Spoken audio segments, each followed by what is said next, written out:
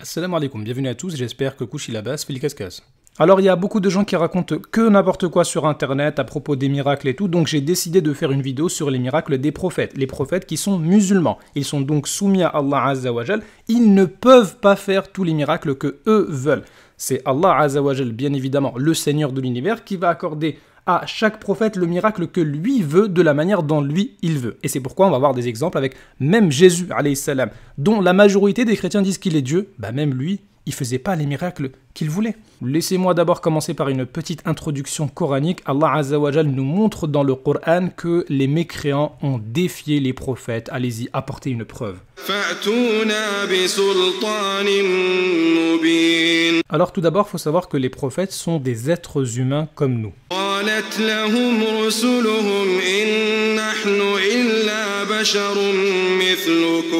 Cependant, les prophètes ont été favorisés et élevés par Allah Azza wa Jal.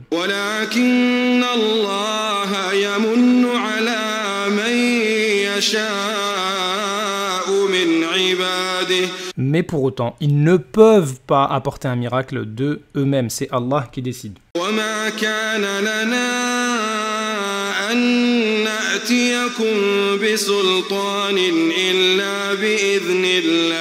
C'est pour ça qu'au final, un prophète, il peut rien faire de lui-même sans la permission d'Allah Azza wa Jal. Pourquoi? Parce que si le prophète faisait ce qu'il voulait, eh bien les gens ils vont placer leur confiance en ce prophète, en ce signe, plutôt qu'en Allah Azza wa Jal, celui qui va apporter les signes.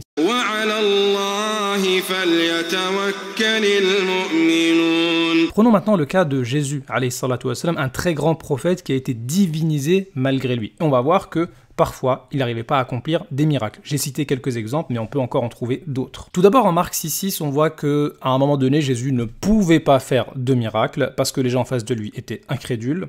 En Marc 8, 22 à 25, on voit que Jésus n'arrive pas à guérir un aveugle du premier coup. Il est obligé de s'y prendre à 2 fois. En Marc 7, 24 à 25, on voit que Jésus voulait se cacher, mais il n'a pas réussi à le faire. En Luc 8, 43 à 46, on voit que Jésus a reçu la capacité de guérir, mais il ne savait pas pour autant qui l'avait touché. En Marc 11, 12 à 13, on voit que Jésus n'avait pas la capacité de voir de loin que l'arbre n'avait que des feuilles. En Matthieu 27, 34, on voit que Jésus avait besoin de goûter avant de refuser une boisson. Alors que si Jésus, il était omniscient, s'il connaissait tout, ben il n'aurait pas eu besoin de goûter avant de refuser.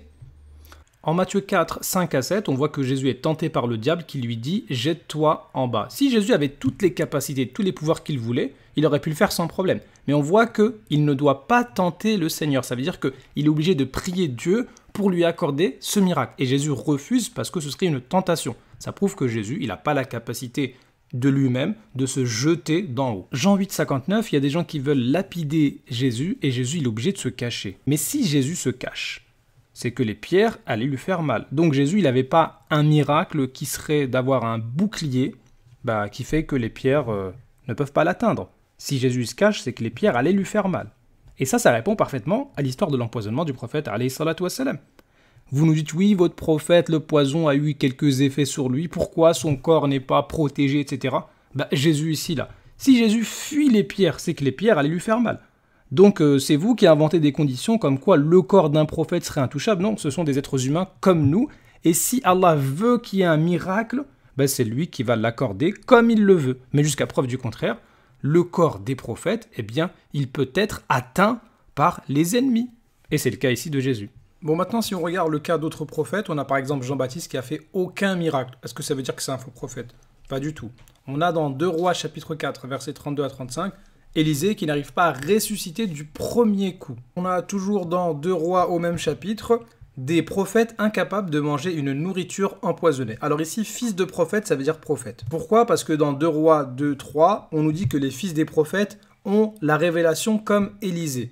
Et puis, Rachid va même jusqu'à dire que les fils des prophètes ici sont des prophètes égaux à Élie. Donc, c'est pas n'importe quel prophète. Et on voit bien ici, dans les commentaires, qu'il s'agit d'une nourriture empoisonnée. Donc, on a ici des prophètes avec Élisée qui sont incapables de manger une nourriture empoisonnée. Il a fallu une intervention par un miracle d'Élisée pour que la nourriture soit mangeable. Mais pourquoi il n'y a pas eu un miracle du type tous les prophètes dont Élisée mangent la nourriture sans que cela ne leur cause de tort? Eh bien, c'est parce que les prophètes ne choisissent pas quel miracle ils vont recevoir de la part de Dieu. Ça montre bien que des vrais prophètes peuvent être atteints par un poison. On a aussi Élisée qui accomplissait beaucoup de miracles, mais qui pourtant est mort d'une maladie. Alors pourquoi il n'a pas accompli le miracle d'être guéri ? C'est parce que c'est pas lui qui décide des miracles, tout simplement. Bon, maintenant regardons quelques cas particuliers chez Paul et chez les païens. Ce qui va prouver que le miracle en soi, ça prouve pas que tu es dans le vrai, et le fait de ne pas faire de miracle, ça prouve pas que tu es dans le faux. Tout d'abord, Paul, il reconnaît lui-même que c'est pas tout le monde qui a le don de miracle et de guérison. Il y en a qui l'ont, il y en a qui ne l'ont pas. Ensuite, on voit que Paul lui-même, il n'arrive pas à guérir son ami, parce qu'il le laisse malade. Ensuite, on voit que Paul n'arrive pas à chasser son propre démon, il prie 3 fois. Dieu refuse. On voit aussi que parfois Dieu va éprouver les gens en leur accordant des miracles ou bien des dons alors qu'ils sont dans le faux, comme c'est clairement indiqué dans Jérémie 44, 18 ou même dans Matthieu 7, 22 à 23. Donc le miracle, ça ne prouve rien du tout. Dieu peut accorder à une personne un miracle dans le cadre d'une épreuve. Ça ne veut pas dire que cette personne-là, elle est bien guidée. Ou parfois, Dieu peut restreindre certains miracles à des vrais prophètes. Conclusion, les prophètes sont limités par rapport aux miracles. Ils ne peuvent pas faire les miracles qu'ils veulent, quand ils veulent et comme ils veulent. C'est Allah Azza wa Jal qui décide de tout. Donc inutile de venir en disant « Ouais, mais pourquoi votre prophète pourquoi il n'a pas fait de miracle ?» Déjà, ça c'est faux, vous êtes ignorant, il en a fait. D'accord, ok, mais pourquoi il n'a pas fait les mêmes miracles que Moïse, par exemple, quand il a séparé la mer en deux ? On vous dit, les prophètes sont limités par rapport aux miracles. C'est pas eux qui vont décider. Et on pourrait vous dire également que Moïse, alayhi salatu wassalam, n'a pas séparé la lune en deux comme l'a fait le prophète Mohammed, alayhi salatu wassalam. Ouais, mais ok, et l'histoire de l'empoisonnement, pourquoi il n'y a pas eu de miracle ? On vous dit, c'est faux, vous connaissez pas nos sources, il y a eu un miracle. Le prophète, alayhi salatu wassalam, a été averti de l'empoisonnement de la nourriture. Ouais, mais pourquoi il a ressenti quand même des douleurs avant de mourir ? Justement, les prophètes sont limités par rapport au miracle. Ils ne peuvent pas décider comment va se passer le miracle. Donc le miracle ici, c'est que Allah Azza wa Jal a sauvé son messager le temps de finir sa mission. Et comme on va le voir dans la prochaine vidéo, Inch'Allah, le prophète alayhi salatu wassalam a fini merveilleusement sa mission.